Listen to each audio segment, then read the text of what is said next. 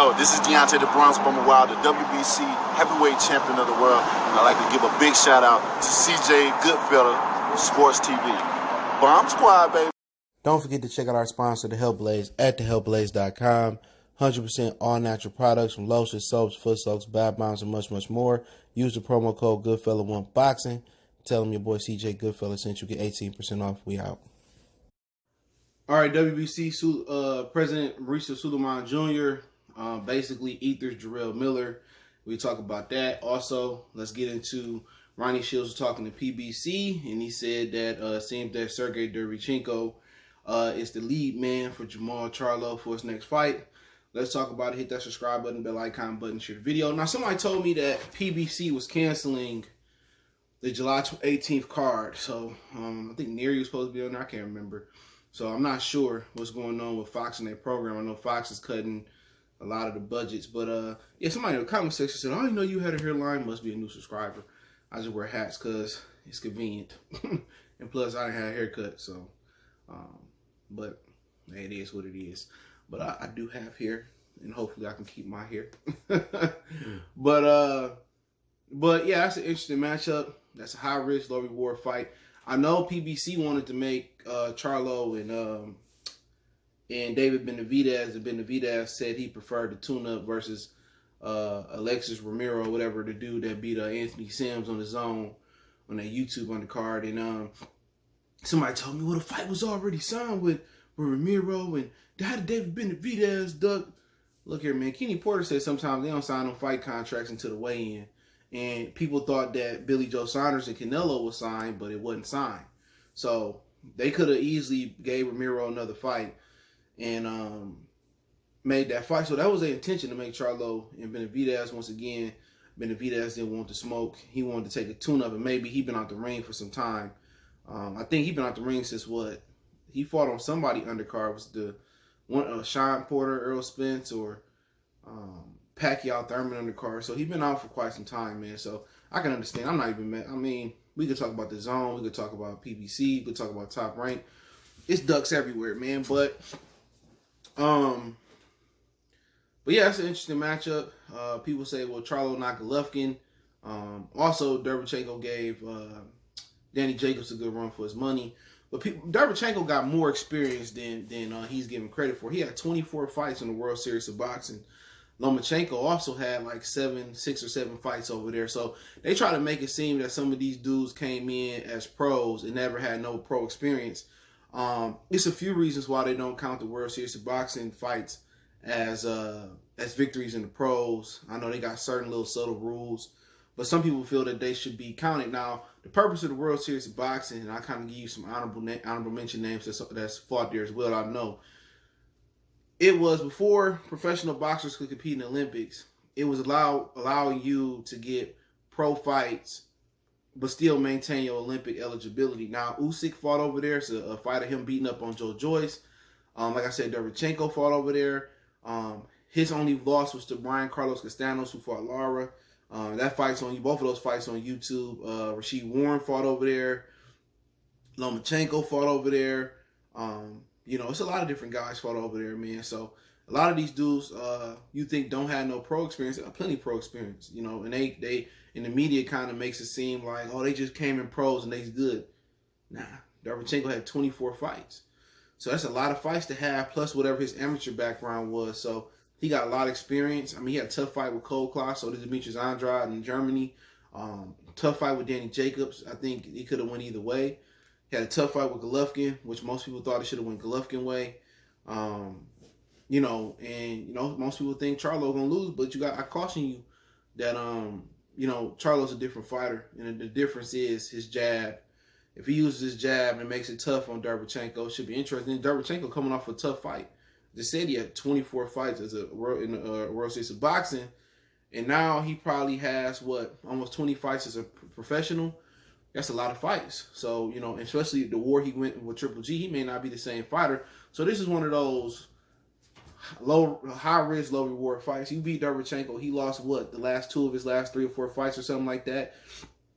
You beat Derevianchenko, so did Danny Jacobs. Only thing you really can do is knock him out. But then if you knock him out, boxing fans are so fickle. Well, Triple G softened him up. Danny Jacobs, Cold Clock softened him up. So to me, this is just let you know how they just don't know what they're doing boxing wise at PBC. You know, and Ronnie goes on and said, we really want Canelo. No, you don't. You guys, and I can't say who told me at PBC, but you guys asked for $20 million to fight Canelo. They offered you 15. You know, and that didn't come from the ops. That came from people over there. They offered you 15. You want to fight the best. Demetrius Andrade ain't got nothing going on right now. You could have fought him for $10 million. He was willing to come over to PBC. So at the end of the day, man, you can't be listening to these coaches and these fighters. They have lied to the media. You know, and then when they get down to putting pen on paper, then, you know, they're reluctant to do so. So I don't feel no sympathy for the Charlo twins or for that Charlo. He 30 years old and don't have a signature win. If he move up and fought Benavidez, even if he fought Derevianchenko, he already been beat before twice, to my knowledge. You know, why didn't you take the Canelo fight? And then if you couldn't get the Canelo fight or you didn't like the money, take the Demetrius Andrade fight. Why not? If you want to fight and you know you can win, come on, man. After you beat him and get to 15 million, you're gonna be the man now. So you're gonna be able to upcharge or raise your fee. So to me, that's comical, man. They still saying that. And Ronnie Shields, and people don't believe me, Ronnie Shields sat there with Fight Hub and said, "Oh, what does Demetrius Andrade have to offer? A fucking belt." And what are you talking about? So don't get me started on Charlo, man. He is a grade A duck, man. He don't want to fight nobody. You know what I'm saying? Only guy that was willing to put him in there was Golovkin. And Golovkin chose to go to the zone. So, like I said, people could talk all they want to talk about this guy, that guy. That dude don't want to fight nobody. And I'm tired of them name dropping and clout. That's clout chasing. When you had an opportunity to fight somebody, you want to fight them, clout chasing. Same thing with Demetrius. I want to fight the best. Y'all rather go fight for a dude coming off a loss for a non-title. You know what I'm saying? A high risk, low reward fight to fight Demetrius Andrade. Why? And if y'all don't want to go to the zone, Andrade willing to come over there.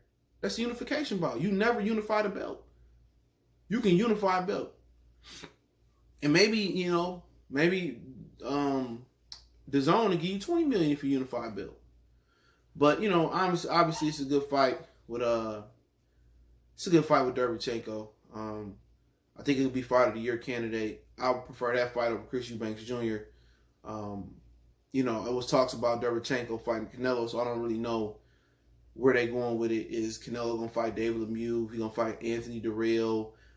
Billy Joe Saunders, they still saying in the mix, but Eric Gomez said it's going to be a non-champion. Maybe that's just a negotiation tactic. Who else we got out there on that list? So it's a few guys on that list. I think those are the main ones. So maybe they fight Anthony Jarrell. Maybe they fight David Lemieux. Maybe they fight somebody else. But, if he fight Derevianchenko, I think that's a good fight for PBC. That means PBC got a good lineup coming. I don't know if Tank's still fighting Leo on pay-per-view. He in the hospital, and talks about him fighting Ryan. I got a video talking about who Ryan could be fighting next. Who else we got? The Lord Man Jermall James, that's still going down. Earl Smith and Danny Garcia should be announced this month. It's July, right? So we got some solid fights being there, but this fight intrigues me. Derevianchenko, if he recovered, he got a chin. Charlo got to control distance in this fight. Best jab, most important jab in boxing. Most important punch in boxing is the jab, and the jab's probably gonna win this fight. If he let Derevianchenko get on the inside, then it'll get interesting. I know that Charlo has problems with people that got good footwork. Hogan, I thought was gonna give him some issues, but it seemed like him and Ronnie came prepared to slow Hogan down with some body shots, and I think that's gonna be key with this fight. Derevianchenko likes to use that push pop type of style. You never use a push pop and go like this, and he got an irky jerky style. His lateral movement, the way he step over and uses angles and fires shots, could be a problem for Charlo. Charlo just ain't got no feet. All the Ronnie Shields fighters now, with him and Efe and Jabwe, Charlo, they real stiff. So I would like to see Charlo just use that jab, use that body punching, and we'll see, man, what type of chin he truly got. Both of them. We seen Derevianchenko. I think we all can agree Golovkin is the best puncher and the biggest puncher in the middleweight division, and Derevianchenko got dropped on top of the head. But other than that, he went to war. You got two of the best conditioned 160 pounders. I mean, Derevianchenko can go like the Energizer Bunny, so can Charlo. They seem to have two of the best chins. I think this might be fight of the year if they do it. You know, would you ask me what I prefer, Derevianchenko Canelo or Derevianchenko, and that's be at 68, or Derevianchenko Charlo? I prefer Charlo because that's gonna be fight of the year, man. And Derevianchenko have an opportunity to win, and you know, still wouldn't put no big name on Charlo resume. He supposed to beat Derevianchenko in the eyes of many, but that's a fight that I think you get plenty bang for your buck. You know, Charlo just got to keep the jab in his face, work the body. Hopefully they're working on putting him on his toes. He's a little bit too flat-footed. In this fight, he got to keep the fight on the outside. Use that long jab, you know what I'm saying? Double, triple it, throw the power jab. He does that well. And be prepared for Derevianchenko to try to close the distance. And, you know, keep making Derevianchenko reset. You know, I would have him on his toes, shooting his jab, you know, walking him down with the jab, son, just changing it up. You know, on the toes, using lateral movement, trying to take away Derevianchenko angles. And that's what Floyd did to Manny. Floyd took away Manny angles because Manny couldn't cut the ring off. You know what I'm saying? So he got to do what Danny Jacobs did. I think he could do better than what Danny Jacobs did. You know, Jacobs kind of fought scary. He did land some good shots. He was familiar with Derevianchenko. They sparred a lot of rounds. I would kind of see what Danny did, but try to build and be more offensive than Danny. And Derevianchenko, get on the inside, bro. You know what I'm saying? You got to get past that jab, so you got to jab to get on the inside, feint a little bit. He got to know what he got to do. Get past the stick, however he going to do it. Go straight to the body. Make Charlo fight on the inside. And see if Charlo can shorten his shots out on the inside. You know what I'm saying? He's shorter. Low men usually win. He'll be able to get leverage. He'll be able to hide his left and his right hook. Similar to Mike Tyson, he does that. He'll hide it, and Charlo ain't see it coming. We seen with Matt Korobov. He was able to do what Kowalski did with Crawford. He was able to sit on the back foot, plant, and he was able to land shots and multiple counter shots. So I think Derevianchenko can get on the inside and probably frustrate Charlo a little bit. And he'll be able to work to the body, as Mason. He worked to the body, left hook to the body, bring up the left hook, come over the top with the right hand. So this will be a fight of distance. If Charlo can maintain the distance on the outside and then eventually walk Derevianchenko down and stop and start and just go to work on him, maybe he can get a stoppage. If Derevianchenko can get past the stick and get on the inside and work, he'll be more successful. So it'll be an interesting fight. I'm all for this fight. I get this fight. As far as a mandatory defense, because Derevianchenko probably would be named the mandatory. He is number one. This is probably the best mandatory fight you're going to see in a while. I give this fight 5 stars. But Mauricio Suliman Jr., let's end off on this one. He got a big baby. He got a big baby Miller. He says that basically Big Baby Miller ran from the WBC clean vital testing program for 3 years, and he neglected to enroll in there. He said, Miller said that he never got the paperwork the first time. He said he resent the paperwork and never got the paperwork again. And he says that, you know, it's basically no surprise, you know, that Jarrell Miller, you know, ran from the vital testing. You know, what's so funny about it is, you know, I'm not defending Miller, but, you know, Mauricio Suliman Jr., he is expeditiously, he delivered his message expeditiously when it's a black fighter. And, you know, at the end of the day, motherfuckers defended Povetkin. They defended, you know, even Ortiz. They defended Bermain Stavern. Go look all this shit up. I'm not lying. You know, they defended Dillian White. And he is black, but he's black from the UK. So, you know, but it's true. You know, people forget it was a few fighters, you know, that neglected to roll in the WBC vital drug testing program. And I never understood why does the money come out your pocket. But right now, they're saying Canelo not even involved in getting tested. So I don't know how true that is. But, you know, he's not going to mess with the golden goose. But, you know, I talked about Miller doing an interview with Fight News. I forget who the channel was, but that interview did a great job. But that's what he get for talking to the white man. So, you know, they're going to kick a black fighter down like this. People are going to forget all the other bullshit. Antonio Margarito, they still sanction his fights. You know, Canelo failed 2 drug tests. You know, they said he was, you know, Floyd, and people saying he was juicing before the Floyd fight, but Floyd didn't care. You could just keep going on. Luis Nery, why is he still in boxing? He banned from Japan. That sounds like a t-shirt I should make. But he banned from Japan, and you know, I mean, you know, it's like at the end of the day, people say, but Jarrell Miller cases is different. He got popped for 3 different pads, and they just kept coming back and forth. And he got popped for the same pad, but still, Dillian White, 2-time offender. Stavern, 1-time. Povetkin, 2-time offender. Luis Nery got popped a few times. The Arroyo kid that worked with Abel Sanchez refused to take the test. Don't forget, a few PBC fighters missed the test.